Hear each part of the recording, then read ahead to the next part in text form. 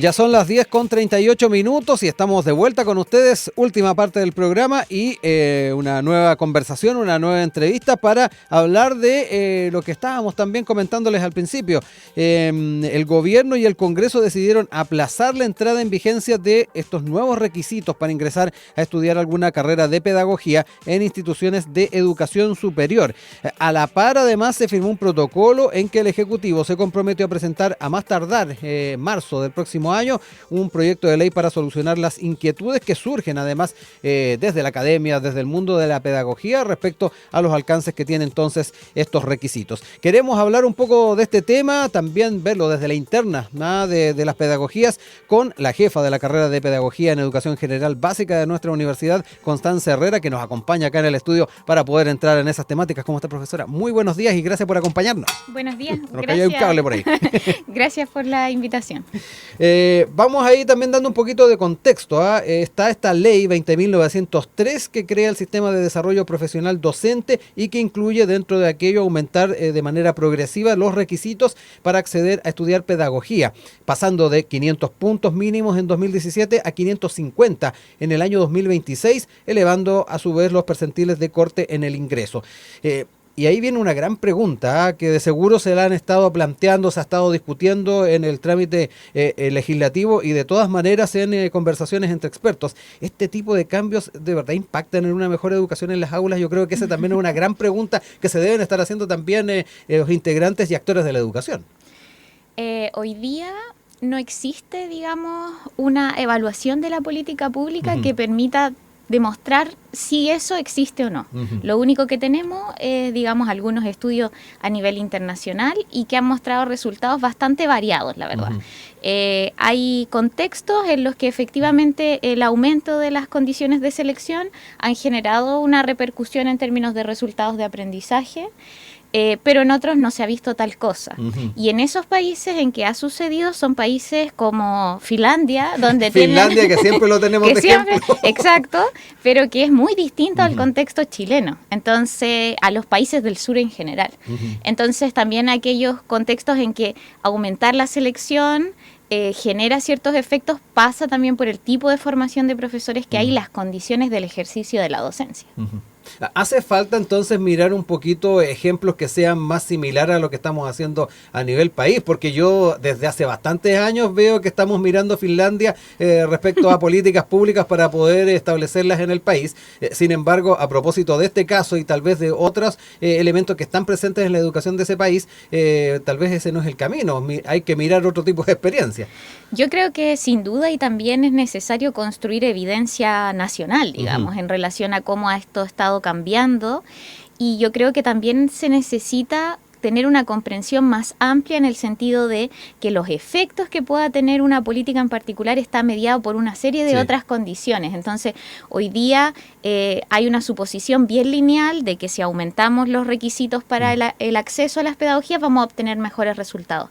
Pero cuando uno intenta comprender o revisa estudios acerca de por qué cambian los resultados de aprendizaje de los estudiantes, vemos que aquí convergen un montón de condiciones diversas. Y esta, no podríamos decir que hay una relación lineal entre esas dos condiciones. Entonces yo creo que parte también de entender el problema en su conjunto es poder construir esa evidencia desde los mismos actores que hoy día están en el sistema. Es decir, los profesores y las profesores y sus organizaciones sindicales, etcétera, pero también las universidades, las instituciones formadoras o los servicios locales de educación que hoy día han ido configurando también una nueva organización de la educación pública en el país. Entonces necesitamos tener como esa visión más amplia acerca de qué es lo que genera mejores resultados en los estudiantes en términos de aprendizaje, entendiendo que además el aprendizaje no es la única dimensión que deberíamos tener en consideración. También lo territorial, porque también nos encontramos con diferentes realidades a lo largo de nuestro país, incluso geográficas, establecimientos educacionales de pocos estudiantes que están en zonas extremas, cosas que se dan distintos en centros urbanos. Me da la impresión de que también esas lecturas de repente hay que tenerles en cuenta a la hora de ir buscando efectivamente esos factores que pueden hacer o tener mejores resultados al futuro. Es que yo creo que eso es fundamental, porque hoy día lo que sabemos es que la matrícula en las carreras de pedagogía ha ido descendiendo, a excepción de los 2 últimos años que hubo ahí como una pequeña, digamos, pare en relación a este descenso sostenido.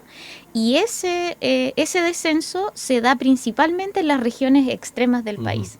Entonces, lo que genera este tipo de medidas que de alguna manera aumentan los criterios de selección es que donde se pierdan más profesores es donde esos profesores más faltan, que no es en el centro del país, sino que es en las regiones extremas. Entonces ahí pasa aquello que tú dices, que se toman decisiones más o menos centralizadas sin reconocer la diversidad de condiciones que hay a nivel del territorio.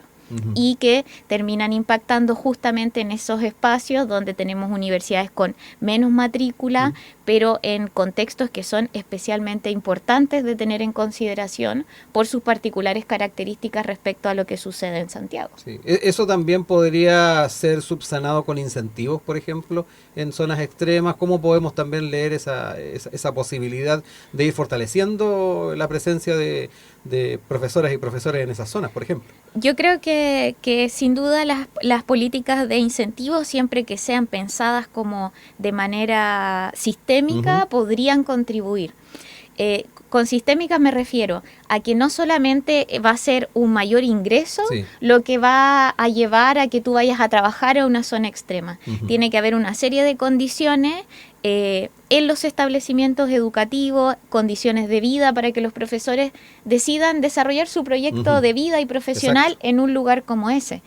Y lo mismo pasa respecto de las instituciones formadoras, es decir, para que también necesitamos asignar más recursos para que esos sean espacios donde los chiquillos y las chiquillas se quieran ir a formar para estudiar pedagogía. Y lo cierto es que hoy las universidades de las regiones extremas, especialmente en el norte, tienen muchas dificultades incluso para completar sus cuerpos académicos, porque también las condiciones de ejercicio de los formadores y las formadoras es más compleja en ese espacio. Entonces hay que mirarlo en sus distintas dimensiones, de modo que eso se transforme en una alternativa más viable y más atractiva también para los profesores y las profesoras. Nosotros aquí mismo en la Universidad de Santiago tenemos muchos estudiantes que no son de la región metropolitana, sino que vienen de otras regiones a estudiar aquí. Entonces también tenemos que lograr fortalecer en su conjunto esos territorios para que efectivamente sea un espacio que se perciba como con amplias posibilidades de desarrollo profesional y vital también. Profesora, quería también traer a colación particularmente algunos apuntes que se hicieron desde el Consejo de Rectores durante este año, en el mes de marzo, y dentro de ellos se identificaron algunos nudos críticos. Por ejemplo, en el ámbito de la formación inicial y aseguramiento de la calidad se aludía a un insuficiente dinamismo para responder a un contexto social cambiante y desafiante, es uno de los puntos que se tenía presente, ausencia de una política robusta para la educación técnico-profesional, por ejemplo, y también limitaciones de la evaluación nacional diagnóstica, entre otros puntos. Quise tomar algunos que eran los principales. ¿Cuánto hace falta también afinar esas áreas desde una perspectiva también pedagógica? Yo creo que hay harto que nos falta hacer para poder fortalecer la formación docente. Es decir, hoy día el sistema lo que ha ido creando es cada vez más requisitos y mecanismos de control para el aseguramiento de la calidad. Pero el fortalecimiento de la calidad de las carreras de pedagogía pasa por la inversión y el apoyo a las carreras, no solamente porque yo vaya a definir más mecanismos de control, vamos a lograr mejorar las condiciones. Es decir, que hoy día tengamos mejores profesores, no pasa solamente por definir los criterios de acceso o definir más estándares para la formación docente o para la acreditación de las carreras de pedagogía, sino que necesariamente pasa por comprender que la formación en educación superior para las carreras de pedagogía es distinto que para otras carreras. Tenemos otros desafíos, tenemos otros requerimientos que no existen en ninguna otra área fuera de la medicina, ¿cierto? Pero ahí tampoco existen barreras de acceso, como sucede en el caso de las pedagogías, y eso significa poner más recursos, invertir más recursos, más profesionales, mejores condiciones, más proyectos de fortalecimiento, para que efectivamente no importa de qué contexto provengan los estudiantes y cuál haya sido su trayectoria formativa hasta antes de llegar a la universidad, podamos en los años en que están en la universidad efectivamente apoyarlos para que desarrollen toda aquello que requieren, Sí. todos aquellos conocimientos que requieren para efectivamente hacer frente a un contexto educativo que es muy complejo. Ujú. Y hoy día entonces no necesariamente tenemos esos espacios de fortalecimiento. O sea, por ejemplo, nosotros en la universidad tenemos el programa de regularización de estudios para profesores del área técnico profesional y nosotros vemos que para ellos, para ellas, que son profesores que están trabajando en el sistema y que vienen de otras carreras, ¿cierto? Es muy difícil el proceso formativo porque ellos están 45 horas a la semana trabajando y luego vienen en vespertino, ¿cierto?, a la universidad. Tampoco es que haya mejores condiciones o más incentivos para que ellos puedan tener más tiempo, dedicar más horas a su formación docente en esos contextos. Y sabemos que la formación técnico-profesional es fundamental en nuestro país porque es allí donde se concentra la mayor parte de la población de menores ingresos. Entonces también tenemos que ir pensando las políticas de modo que para los profesores no significa, ser profesor no significa más solamente inversión, esfuerzo, trabajo, sino que también existan mejores condiciones para enfrentar ese proceso. ¿Cómo ve también el aspecto en torno a la formación de posgrado del profesorado escolar? Que también está dentro de estos nudos críticos de los que estábamos hablando y que es bien importante ver cuánto podrían hacer la diferencia, el poder tener ese grado de perfeccionamiento. Yo creo que la formación de posgrado en los profesores es muy relevante. Ahora bien, hay que como tener algunas consideraciones. Sí. Por una parte, ¿cuál es el tipo de formación de posgrado que les vamos a dar? ¿En qué medida efectivamente les ayuda a navegar en un contexto educativo que es complejo? Pero por otra parte, también está qué posibilidades los profesores y las profesoras tienen a acceder a financiamiento, por ejemplo, para la educación de posgrado, porque los profesores y las profesoras en general no tienen unas rentas muy elevadas, ¿no? Y la formación de posgrado es cara en este país y entonces la cantidad de becas, por ejemplo, que existen para que los profesores estudien el posgrado son pocas, entonces también necesitamos crear un sistema que promueva que puedan acceder a esta forma de largo plazo de formación, porque hoy día el sistema tiene una serie de cursos, etcétera, pero más bien acotados. No es como decir vamos a llevarlos al posgrado. Y por otra parte, no es solo que los profesores vayan a estudiar a las universidades de vuelta, sino que también en sus espacios de trabajo tengan posibilidades para innovar, para desarrollar proyectos, porque muchas veces nosotros vemos aquí en el mismo magíster en educación que tenemos, los profesores y las profesoras desarrollan proyectos de innovación en sus escuelas como fin de su proceso formativo. Y esos proyectos, luego de que se terminan, no tienen sostenibilidad en el tiempo, porque en las escuelas no existen condiciones, por ejemplo, para que los profesores puedan, no sé, participar en fondos que puedan desarrollar proyectos de innovación o que de alguna manera eso se reconozca con más fuerza en términos de sus condiciones laborales o de el tramo en el que se encuentran en términos de la evaluación.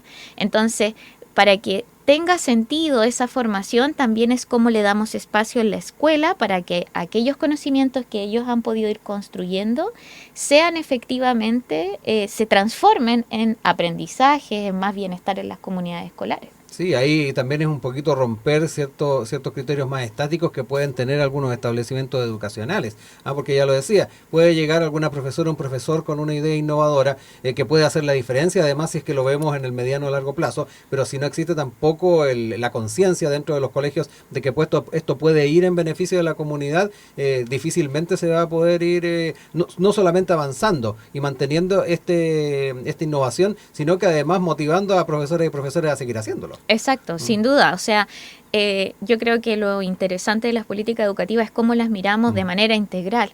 Entonces, tampoco podemos decir, bueno, es que esto no se hace porque los líderes de esas escuelas no están interesados o no son sensibles. En algunos casos, sin duda, será así. Pero en otros casos también las mismas escuelas tienen sus propias limitaciones para hacer uso de los recursos, para la cantidad de horas lectivas y no lectivas que los profesores tienen, es decir, cuántas horas pasan en la sala y cuántas horas tienen para hacer otro tipo de actividades. Entonces, también es cómo pensamos el sistema en su conjunto para que en esos distintos lugares donde están esos nudos, esas barreras, de alguna manera podamos incentivar que los profesores hagan otras cosas y se quieran formar también para poder imaginar otras posibilidades en términos de lo que hacemos en la escuela. Bueno, ahí va también el elemento de atracción que puede generar en postulantes. De hecho, estamos en un proceso de admisión, sí. Así que ahí es bien importante también la forma en que se va atrayendo a esos postulantes, y luego también el tema de la retención, que yo creo que también es un gran tema que además el Consejo de Rectores y Rectores también lo ha establecido como uno de los puntos importantes. Claro, o sea, no se trata solamente de que los chiquillos y las chiquillas lleguen a la universidad.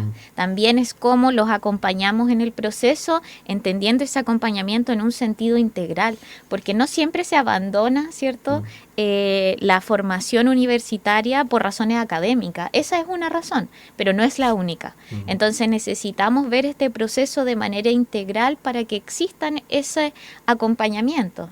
En nuestra universidad, en general, las carreras de pedagogía no tienen tasas de deserción tan altas, pero no es lo mismo que pasa en otras universidades. Y por otra parte, fuera de la deserción que tenemos durante el proceso formativo, tenemos una gran deserción al inicio de la carrera de los docentes en las escuelas. Exacto. Entonces también tenemos que ver cómo ese acompañamiento se da durante el proceso de formación, pero también luego de ese proceso de formación, y cómo no nos separamos. Nosotros nos encargamos de esta parte y las escuelas de la otra, sino que la política de alguna manera contribuye a que haya más articulación entre las instituciones formadoras, las universidades y los espacios en que después van a trabajar los profesores y las profesoras. Yo quería recordarles, estamos con la jefa de carrera de Pedagogía en Educación General Básica de nuestra universidad, Constanza Herrera, conversando respecto a este aplazamiento de la entrada en vigencia de estos requisitos, nuevos requisitos para las pedagogías. Lo decíamos, se firmó un protocolo y que se comprometió particularmente a presentar a más tardar el próximo año, en marzo, un proyecto para solucionar las inquietudes. En ese sentido, además de los nudos críticos de los que hemos hablado, algunos apuntes a nivel territorial que hemos también traído a colación, ¿qué otros elementos tal vez sería importante tener en cuenta en una futura política pública o un proyecto de ley, cree usted, profesora? Yo creo que un punto importante que tenemos que tener en consideración tiene que ver con la distribución socioeconómica de los profesores y las profesoras. La literatura nos ha mostrado que en nuestro país, al menos, lo que sucede es que los profesores trabajan, luego de que egresan, en contextos socioeconómicos similares al cual ellos fueron formados, del cual provienen. ¿Qué quiere decir? Que si los requisitos de acceso aumentan, los que terminan quedando fuera del sistema son estudiantes que provienen de establecimientos educativos con menores ingresos. Y por ende, las escuelas que después van a tener menos profesores, también son esos contextos. Entonces, yo creo que una reforma tiene que lograr entender el territorio, como decías tú, pero también las diferencias socioeconómicas y la desigualdad social que existe en nuestro país. Porque hoy día, sin duda, ese es un elemento que tensiona todo el sistema. Y si nosotros queremos que existan profesores que sean sensibles y cercanos a los territorios en los que trabajan, entonces también es nuestra, responsabilidad como política estatal poder atraer estudiantes con distintas características, que tienen distintas trayectorias.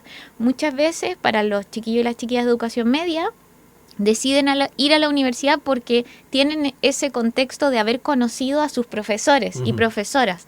Entonces, si yo veo que esta es una persona que es completamente distinta de mí, yo pienso que la universidad no es para mí, o la educación superior en general no es para mí. Es distinto que si yo conecto con las historias de vida de mis propios profesores.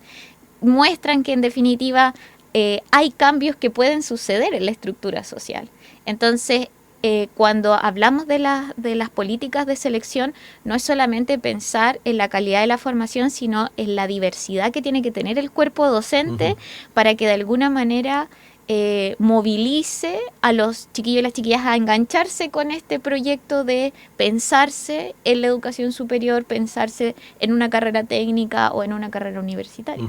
Bueno, es de esperar que cada uno de estos puntos puedan ser recogidos, además en la discusión que se haga con miras al mes de marzo. Estaremos atentos a seguirle la huella a esto y eventualmente también contar con usted acá en el estudio para que podamos abordar aquello ya entrado el año 2025. Constanza Herrera, jefa de la carrera de Pedagogía en Educación General Básica de nuestra universidad, nos acompañó el día de hoy. Que esté muy bien, que tenga buenas fiestas además. Igualmente. Hasta luego.